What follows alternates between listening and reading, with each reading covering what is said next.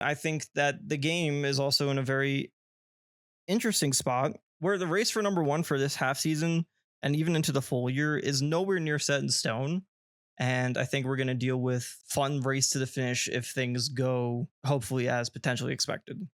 So let's kind of talk about the three players who are currently in the race for number one, what exactly needs to happen for one of them to clinch it, and why this race is so tight to begin with. Let's talk about Aqua. Is currently, I think many would agree, to be the most likely potential person to be number one if the season ended today. It's a little arguable, but is likely the person people would tell you would be number one based on his pretty strong outside of one tournament results. Top five finishes out of everything except for Level Up Expo. He's had a few losses here and there, lost to Yoshidora, mainly lost to Hurt, to be honest. Hurt or Dormigi are his two big losses. Has a negative head-to-head to Hurt, which is pretty interesting. Has lost to Spargo and Ouch at Battle BC, where he got fifth. And then, of course, the infamous Level Up Expo, where he lost to Kurama and Skinny Poo, and then lost to Rara at Kagaribi. But he's beaten a lot of good players, too. Probably the most consistent player outside of Level Up Expo. Nah, that's not true. There's the next player we're talking about will be probably considered more consistent. But overall, across the board, the results are really strong, and he has obviously the biggest tournament of all time under his belt. Is that enough because of his dips at level? Well, his really big dip at Level Up Expo. Because compared to both other players who we're going to be talking about, they don't have that. They don't. This is still a very impressive tournament run. It's going to mean a lot. It definitely puts him in the lead.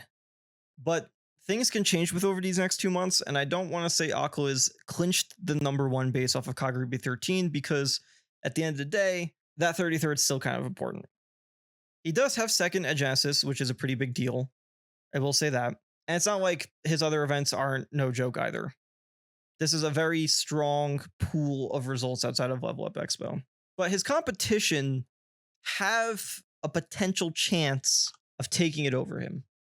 A potential chance. I won't say it's high because there's very few opportunities, but they have a chance. First is Dormigi. Dormigi has not placed below 5th at any tournament so far this season. Only 2 of those were also 5th places. Everything else is either 1st or 2nd. This, in my opinion, if you just looked at raw placements, you probably would give Dormigi number 1.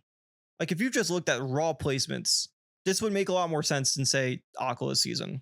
Now, in terms of who he's actually lost to at these events, I think Ken is probably his worst loss, and that's like a top 50 player in comparison to Aqua. Yeah, every other player he's lost to is a top 50, if not top 20 player. He's beaten a ton of top players, Level Up being probably his biggest run, being Anin, Zamba, and Spargo, all players who are in contention for top 10 right now. Also had a pretty strong run at Kagaribi, beating players like Yoshidora and Anin again, and Gluttony. Rails is kind of hard to quantify because I don't think the rest of the season is that strong. Beat Ashima at GSM, beat Gluto at GSM. Like, has a decent amount of wins, but it's also the area he probably lacks the most in comparison to, I think, his competition. If I'm not mistaken, I feel like Level Up is probably the one tournament that's like super big for him. But most of these other tournaments aren't insane. I think this is probably the only other one, Maisuma top 1, where he beat Aqua and Rocky and Carmelo.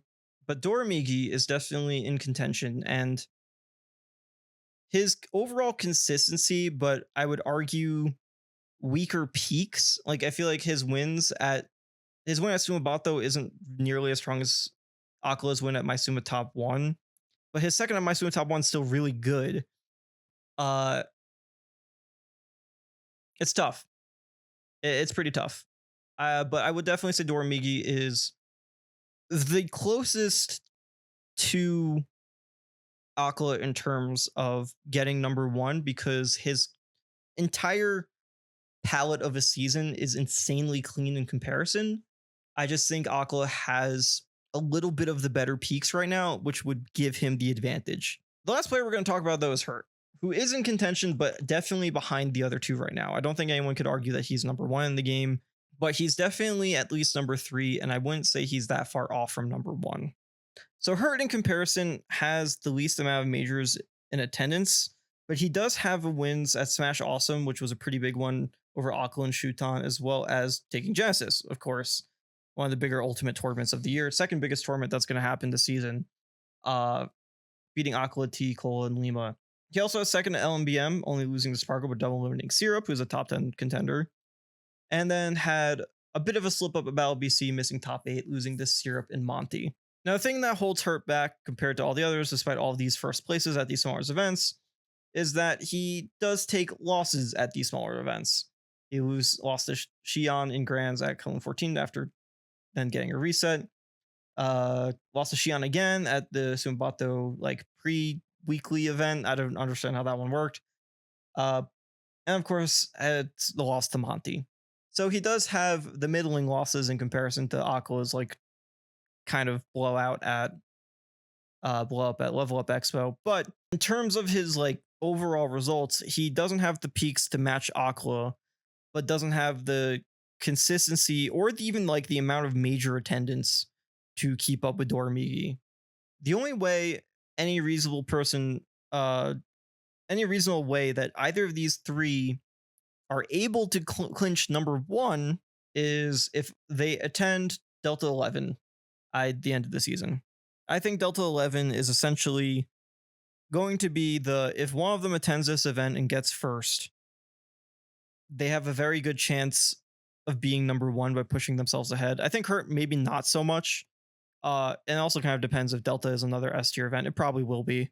But I think for Aqua and Dormigi's sake, for them to clinch it, Delta 11 will probably be like the tournament both should attend. I mean, if me and Raru win it, they're not going to be in the running for number one. They'll just be pretty high up in the rankings. I'm saying like for either of those three players to seriously clinch it, I think they need to attend Delta 11 and win. Maybe not Hurt as much. I think Hurt might just be out of the running in general.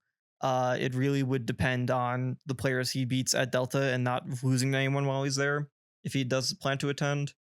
Aqua would just be pushing his lead further, and Dormigi would be being able to exceed. So I think this event might end up being really important if the players who need to go end up going. But if not, then I think Aqua just ends up clinching it. Because I like, even if Sumabato 59 attracts some top players, I think Dormigi kind of needs to outperform Aqua in an event or win like the super major, which Delta is more likely to be than Sumabato, especially as of recent times, as I feel like not a lot of big top players have been going to Sumabato as recently. So yeah, I think this is going to be the event that might end up making the make or break for some player seasons. We don't really know what international players are going to GOML, but GOML is a tournament that never really attracted Japanese players. Sometimes there'll be some that are flown out, but it's not a tournament that's like an event Japanese players usually go to. So I don't think it's going to end up really being that kind of finale scenario, but we'll have to see. But yeah, I think the race to number one is pretty damn exciting. I think it's not entirely over yet. This event can determine a lot, and we'll see what happens if the players who need to attend. Otherwise, right now, I do think Aqua probably ends up as number one, but I don't think Dormigi is that far off. And I think Hurt could out of nowhere take it if he just pops up and out of nowhere to. I think he'd have to probably beat Aqua and Dormigi at this event for it to like really, really matter for that race, but we'll have to see. I'm not sure yet. Or one of those two would have to like not do nearly as well as expected.